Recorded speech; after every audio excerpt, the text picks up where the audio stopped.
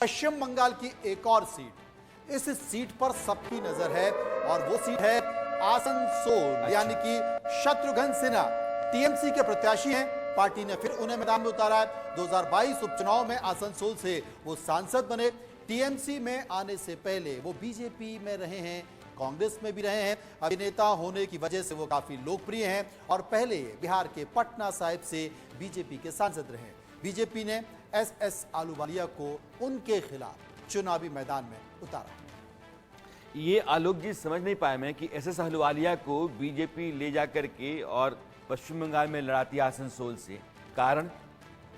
क्योंकि मैं ऐसा मानता हूं कि चूंकि एस आलूवालिया बिहार की राजनीति, झारखंड जब दोनों एक जैसा था, उस दृष्टि से और जो टक्कर ले सके मैंने ममता वाले प्रभाव से, आप ये समझिए टीएमसी से लड़ाई, शत्रुघ्न सिन्हा से जितनी लड़ाई नहीं है उससे ज़्यादा, और शत्रुघ्न सिन्हा ने जितना कुछ बीजेपी से पाया उसके बाद अब वो थक गए हों, इस आधार पर बीजेपी ने एक दूसरे नेता को खड़ा किया जो कांग्रेस की भी पृष्ठभूमि रही, और उसके बाद उसके बल पर कैसे वोट मैनेजमेंट, जिसको मैं कहता हूँ, ये वोट नहीं कि गड़बड़ करने वाला, लेकिन लोगों से वोट डलवा सके अपने फेवर में।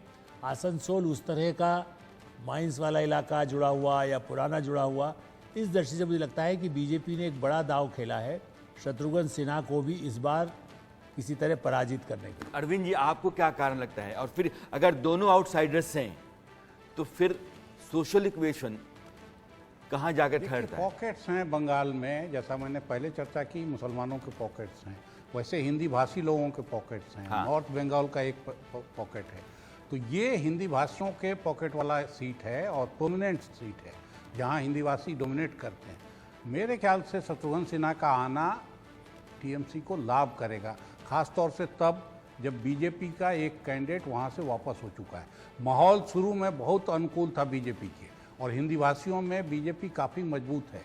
आप सीटें अगर बाकी बंगाल की देखेंगे तो आपको लगेगा कि जिन पॉकेट्स पे हिंदी भाषी ज़्यादा हैं वहाँ बीजेपी ज़्यादा मजबूत है। उस हिसाब से आसनसोल बीजेपी के लिए फेवरेबल सीट है, लेकिन एक कैंडिडेट बैक होना, और शत्रुघ्न सिन्हा हेवी वेट हैं। मैं मानता हूँ कि बिहारियों का और हिंदी भाषियों में शत्रुघ्न सिन्हा आलूवालिया पे भारी पड़ सकते हैं अगर वो एक कैंडिडेट के तौर पर शत्रुघ्न सिन्हा है। और इस बार संदेश खाली का मामला भी पूरे पश्चिम बंगाल में गरमाया हुआ है। अगर दिल्ली में और देश के बाकी हिस्सों में बैठकर किसका अंदाजा नहीं होता है तो कभी आप पश्चिम बंगाल का जाकर देखिएगा, संदेश खाली का मामला पश्चिम बंगाल के कोने कोने में है। शत्रुघ्न सिन्हा, अरविंद जी कह रहे हैं कि बिहार पूर्वांचल के जितने भी लोग हैं, रानीगंज, दुर्गापुर और इस इलाके में बड़ी तादाद में यहाँ के लोग वहाँ रहते हैं। मयंक, आपका अनुमान, सर्वे?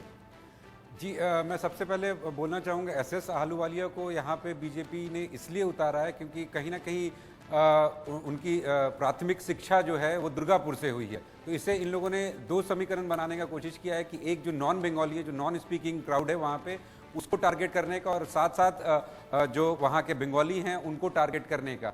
तो जो नॉन बंगाली हैं उनके लिए एस आलूवालिया से बेहतर और कोई चेहरा नहीं हो सकता था बीजेपी के लिए, ऐसा बीजेपी को लग रहा है। और दूसरी फाइंडिंग जो है कि बाबुल सुप्रियो वहाँ पे 2014 में भी लड़े, 2019 में भी जीते, तो दो बार वो वहाँ से जीत के आए। ये एक ऐसी पर्टिकुलर सीट है जो न्यूज़ में बहुत ज़्यादा रही पवन सिंह के कारण। उसके बाद जब पवन सिंह ने हटा लिया अपना यहाँ से सोच की वो वहाँ से लड़ेंगे, उसके बाद ये सीट एस आलूवालिया के पास गई। और अब जो हम लोगों को देखने मिल रहा है ग्राउंड पे वो ऐसा ही है कि कहीं ना कहीं ये सीट बीजेपी के पास उनके पक्ष में जाता दिखता है। अब देखते हैं कि ओपिनियन पोल क्या कहता है। ओपिनियन पोल में आसनसोल पश्चिम बंगाल की सीट